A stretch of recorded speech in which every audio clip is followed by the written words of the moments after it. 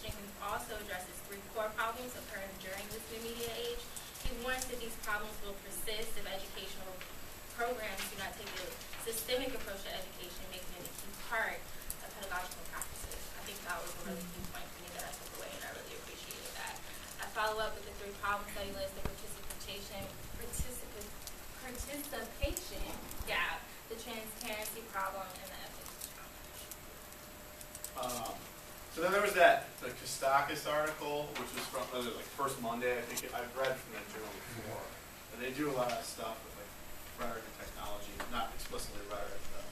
But like, so Kostakis, he had lots of interviews, if you remember, with people that he'll call like experts in like Wikipedia, and that basically what he came up with, I think, is that when Wikipedia was first started, the rules for like including or excluding information were sort of developed ad hoc. So they kind of just rolled with it, and like as problems came up, they dealt with them then, and that caused lots of inconsistencies like in the way the rules work.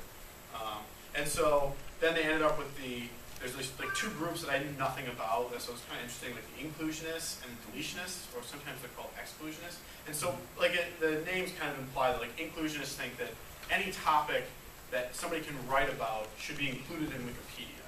So they're very inclusive about what should be involved in it. Whereas the deletionists follow a different sort of model, and they even organize themselves more like in a typical hierarchy within their own organization. And their idea is sort of like, well, no, like certain things sort of ruin the credibility of Wikipedia, and they mention like there's like 500 Pokemon entries or something like that. I don't know. And so like the deletionists basically say that like no, we need to control the quality and like the kinds of things that are articles on Wikipedia.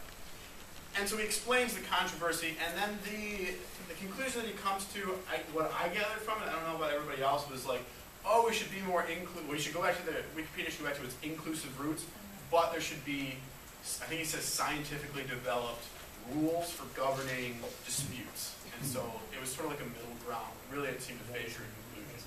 I don't know.